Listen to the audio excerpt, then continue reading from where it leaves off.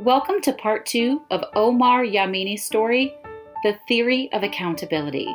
If you haven't listened to part 1, make sure you go back and check it out. Omar's story is extraordinary and you're not going to want to miss a second.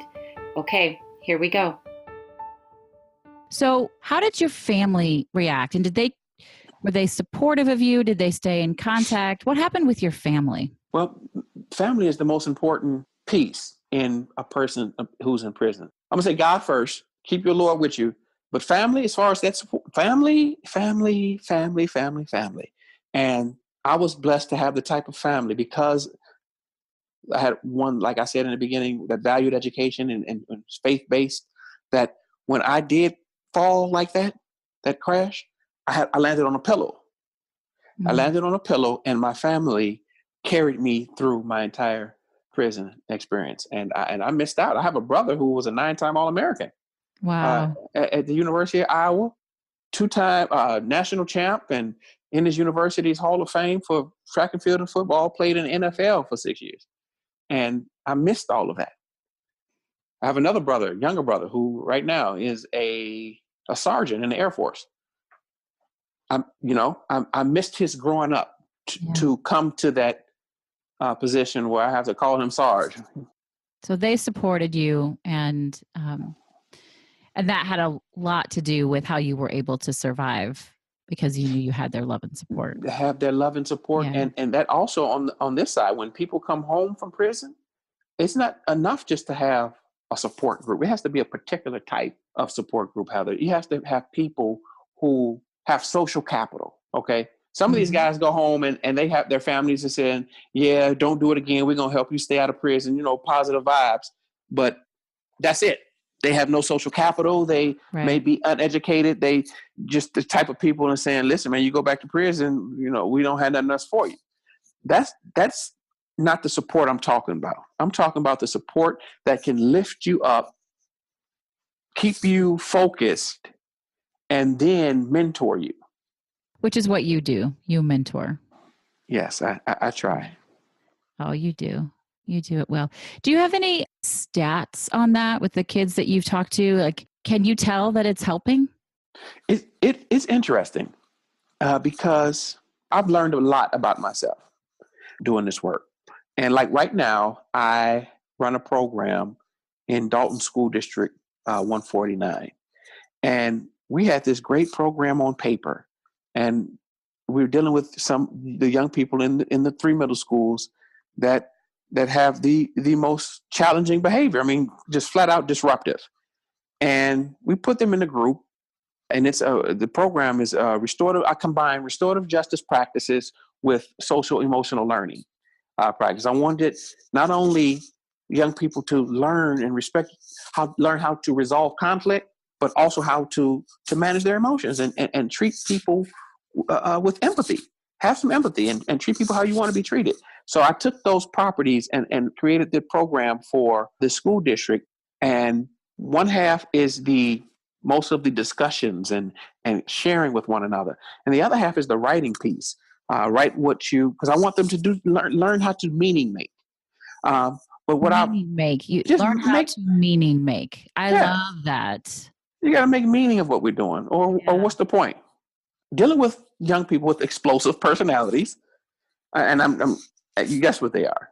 They're explosive personalities who don't want to do any work because they've been in school. This is after school program. They've been in school all day, Mr. Yamini. I don't want to do no more writing, no more reading. So I had to learn to get them to trust me first, just flat conversation. So for the first 2 months, even though we were supposed to have these writings done and all this work done, they weren't doing it. So I didn't fight them for that. There was no arguments, and I just sat there and listened. And we just talked and had conversations, and people got things off their chest. And when we started, many of the children didn't know each other, and now they're all friends. Right. Now they're all kind of friends, the right kind of friends. Yes, now they're the right kind of friends, and I'm seeing smiling more. So what I got out of it is me just listening and treating them fair and attention. It was attention, Heather.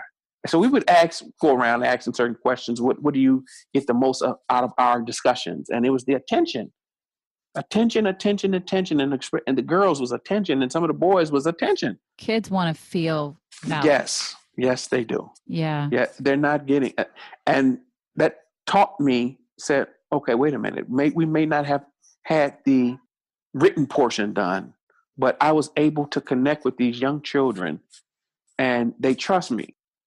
They trust me. Amazing. They trust that I am going to do what I say I'm going to do, and they trust that I am not going to hurt them. It's so sad, but they're so lucky to have you. You're such a blessing across the board. So now we got to work. Now we got to work on the part with getting them to do some work now. I know, right? But we broke through the first barrier. Small steps. Yes, small steps. Yeah. So I can't believe I'm even gonna ask this, but I'm gonna ask it. Out of all of this horribleness, was there any silver lining or lesson that you're actually grateful for? The work I'm doing now. I could not have been prepared to do this with the passion that I do, and just help save as many of these young lives as humanly possible, because that's the work, Heather. And unfortunately, we have to save these young people from themselves. Some of them are in a position right now, where they have to be saved from themselves. It is still a challenge getting our schools to see and understand how dire this situation is, but it's real. The school to prison pipeline is real. You put a young person in the city of Chicago, South Side, or any of these urban spaces out of school for 10 days, especially in, let's say, the spring. It's getting warm. You can put a kid out for 10 days and the weather's changing. Yeah. They're on the street trying to find, because you have to find something to do, especially males. They're not just going to sit around in the house. They are going to go out there and they're going to find themselves something, and it may not be pretty. Right. So you came out of the prison system after serving 15 years, and you have remarkably reinvented yourself, made your life incredibly valuable. And your life was always valuable, but like taking the lessons and going out and doing something really powerful with it. You save kids' lives. You're a wonderful, kind, contributing member of society. This can't be easy. Does it feel brave to you? Feel brave? Yeah. Does it feel like brave work to you? I don't know what bravery feels like, actually. Omar, come on now. To survive as well as you did, I think it's a really strong definition of bravery. Well, I can't say I've ever felt brave. I don't know. I've never been asked that question before. Does it feel brave? I would love for you to own the fact that you didn't just survive, you thrived during these unimaginable conditions to come out stronger and better and willing to share and help others is a very, very brave mission.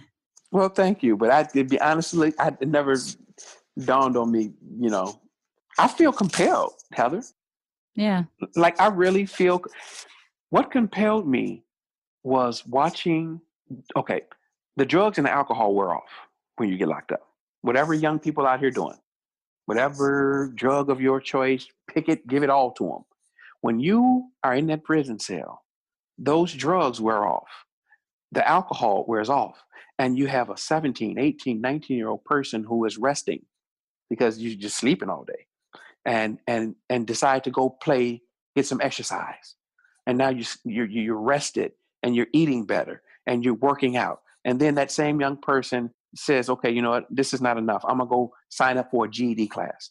Now he's in the GED. Then he goes to take the vocational classes and he's learning some skills and then decided to go to a college. I'm witnessing these young people go through this transformation. And you see a young, clear-minded, strong person who's, if their parents saw them right now, this physical, looking as good as you do physically, and knowing that you're reading and studying and doing anything to cultivate your mind, to broaden your thinking. And then this boy, this young person, this young 19-year-old got 60 years, 70, life maybe? And no chance of it getting out earlier. The world was not going to see them nurse back to their human sensitivity. I use that phrase a lot because I mean it. The world does not get to see these young men who at 17, 18, 19 years old was thrown in a cell, in a cage, and locked away. Some of them for actually not even committing the crime itself. Right. Like you. Like me. Yeah. So I was compelled to tell this story and say, you know what, I need to do what I can to shed a different light. This is not the first person. I'm not the first person to tell a prison story. Right. I'm not. I know. But I don't know many people who do it the way I do because I have an entire program designed for them. I would agree. It's really powerful work. Do you often face difficulties when you meet new people and they learn about your history? No, not at all. I'm transparent. I love that. So I'm not only that gives me a little hope. I'm transparent, and not only am I transparent, but nothing about me when you see me or meet me or speak to me says prison. It wouldn't even be on your thing. You're thinking. No. In fact, it would shock you to find out. It did shock me to find out. Mm-hmm. Like legit, our daycare provider said something, and I was like, "What are you talking about?" And she handed me your book, and I was like, "Holy shit!" I would never have known. You truly are such a kind, well-rounded individual.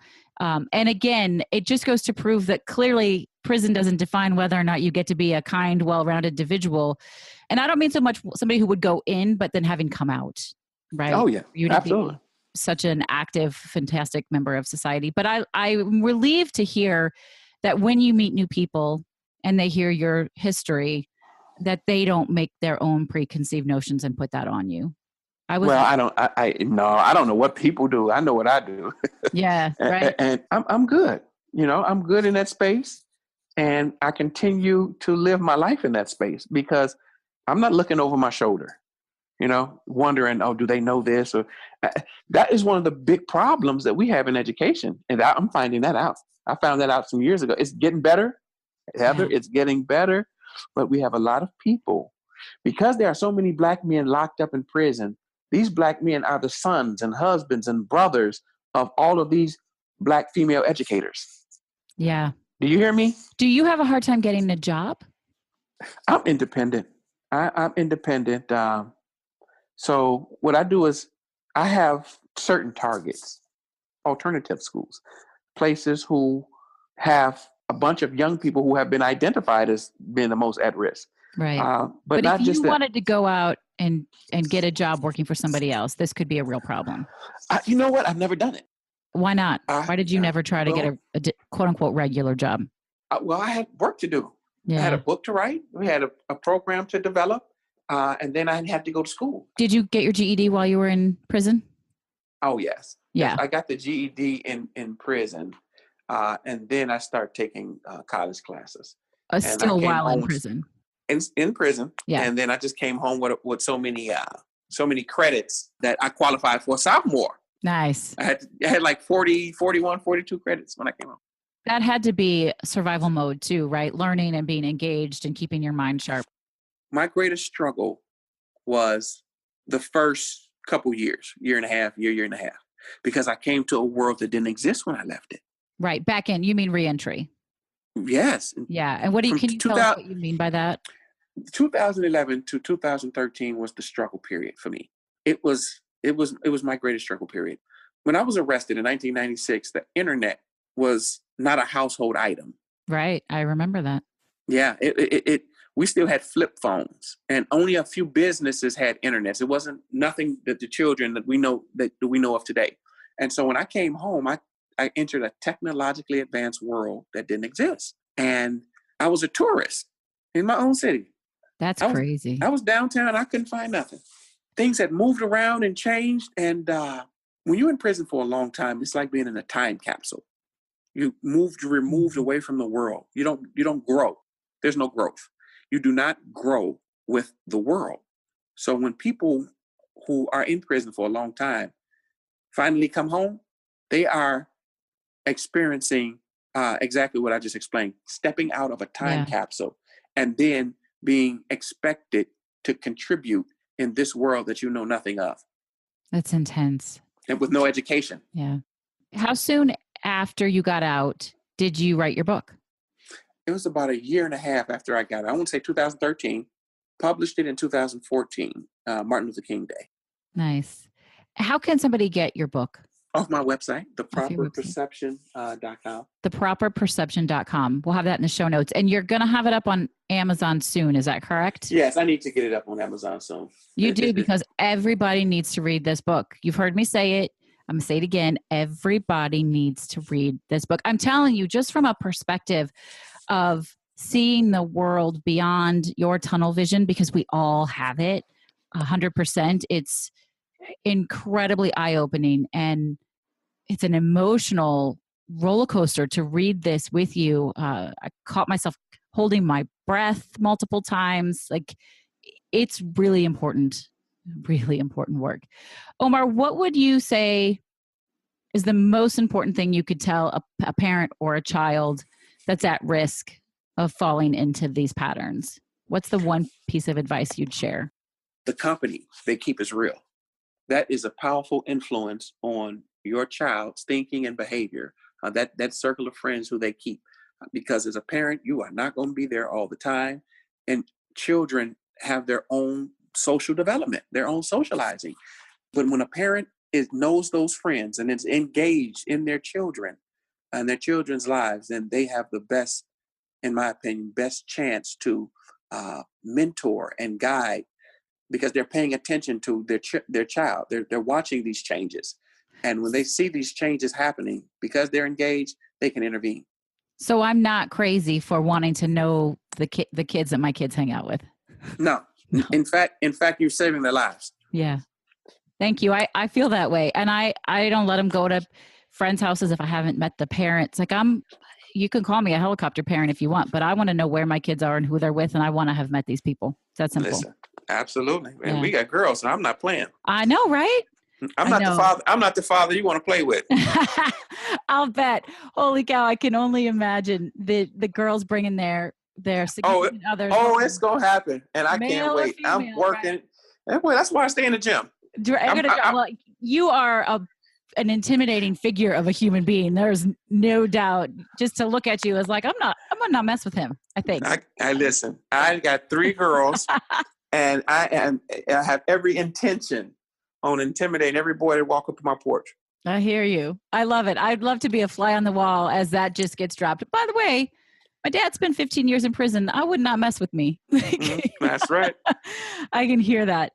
I imagine for you, and I don't mean to put this on you, so you can tell me if this is right or not, but that at this point, some of what I consider most basic human rights must feel like a win to you to have them back.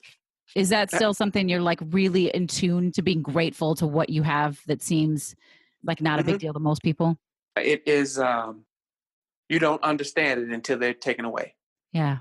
You do not understand what it means to just move around freely and think freely without having your movements controlled. It's an interesting experience. And we react differently to it, though. White men in prison, in my experience, it's been a little different than others. Sure. You know, it's for the first time in my experience, you have white men have to survive and live they're the minority. Are the minority, Yeah. and they are dependent on African Americans not to mistreat them in that situation, in that space. Interesting role reversal there, isn't it? It is a complete role reversal. Yeah. Completely. Damn, that's a whole podcast episode right there. I'm trying to tell you, Heather, prison is a society. No, I want your listeners to understand it is a society of captives. And in a society, there is going to be some way of life has to be established, and people are going to have to follow those rules, or it's going to be chaos. Yeah. Y'all got to read the book. So we need to get to the tail end of the interview, although I think we could talk for a really long time. I'd love the opportunity to see you present live. Let me know the next time you're doing that nearby. One of the questions that I love to ask, and this sort of tied into being grateful for your basic human rights now that you have them back, is how do you celebrate wins or successes or things that finally feel good again? How do you celebrate? You know what? I've never, other than a small prayer and some high fives, good jobs. It's on to the next, Well, let it's me on to the encourage you next. to celebrate your successes because I really think it makes a difference. And I might, well, whatever, you know more about it than me, but I might bring that into the kids that you work with. There's something really magical about stopping to say, I did this well. I did this really well. Because that motivation inspires us to do more things really well. Yeah. And Yes, you it do a does. lot of things really well. So I don't want you to Well, thank gloss. you very much. You're welcome. One of my favorite parts of the show, I do this in every single episode because I so deeply believe in being connected to our community, is asking each guest what their favorite charitable organization is to support. And would you share your favorite with us now? Well, it's personal. So it's Determined to be Upright. I am the founder and executive director of Determined to be Upright. And it is an organization that, for me, I have the absolute intention to try to save as many of our young people from themselves as humanly possible, from ever stepping foot inside that penitentiary, by helping them to identify the helpful and harmful influences that they will encounter just walking out the house on an everyday basis. And with our organization, we want to prepare our young people with the same way I do with some of my groups now, open discussions, but we also want to take them on trips. Mental travel trips is what we call them. Yeah. Because to open their minds. These young people need things they need something to do. And if travel has a magic way of opening people's minds. Travel is magic. And that is what I want to do with these young people, to open their minds to the world around them so they can see how people are living and striving and making their way. And then the last component is we want volunteering, empathetic volunteering. To be part of this program, we have to serve. You have to serve at senior residents. We have to serve at battered women's shelters. We have to serve at foster places where our children are. We have to do community service. To be a part of this program. If you want to come in and get to travel, then you have to serve the people, the community that's serving you. I love that. How can people like me get involved or contribute with your organization? Well, you can go to our website, determinedtobeupright.org, and there is a donate button. Show me the money. Show me the money. And it's new for us. And in fact, it's why I went back to school to learn how to develop youth programs so we can give them the best that we can offer them. And we're sincere. This is a caring thing. I truly believe, just by being with so many young people in prison and young people out here on this side, just showing some care and some concern and some attention and staying in the company of good people who, the language we use, own something, people who doing stuff. Are productive. We want them to be in the company of those productive young people like themselves, traveling and seeing things, and to help them to develop. I love it. And I am grateful that you are out here doing this work. As I ask every week, y'all go check out this organization. If you've got some money to spare, support it. At the very least, tell people about it. Let them know that it's out here, that there's a way you can help make a difference. That's what makes the world go round. It's what makes it a better place, despite all of the crazy things that are happening. Omar, would you share your 3 words with us one more time? Loyalty, trustworthy, and fatherhood. Those 3 words so beautifully describe you. I know you are, in fact, deeply loyal, trustworthy, and you're a hell of a good dad. Oh, well, thank you very much. And you're a great mom. I don't know how you pull it off. Thanks. I try. Pull it off, Heather. And you're trying. I'm watching it. I'm witnessing. That's not trying. That's doing. Sweet. That's really sweet of you to say.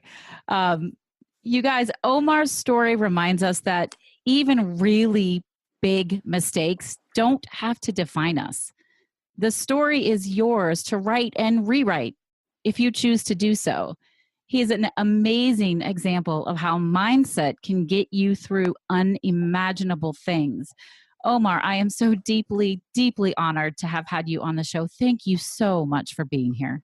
And thank you again for the invitation.